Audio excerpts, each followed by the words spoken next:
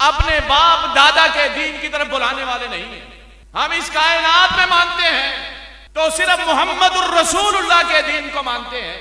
میں آج آپ کے سامنے یہی بات کروں گا. آج کچھ لوگ شاید اہل حدیث بھی اس بات کا شکار ہوں کہ آج ہمیں اور مذاہب سے اور لوگوں سے کچھ دلچسپیاں ہو رہی ہیں.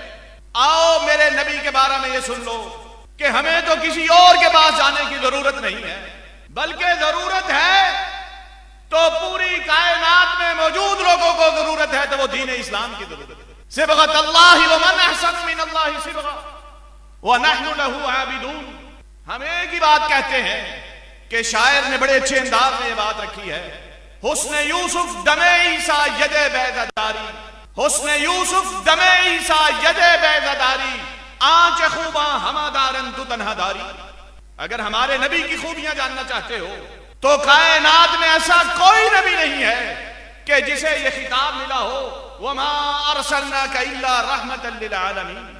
ہم اس نبی کے بلانے والے ہیں، اس نبی کی دعوت کو تمہارے نوجوانوں کے سپرد کرنے والے ہیں.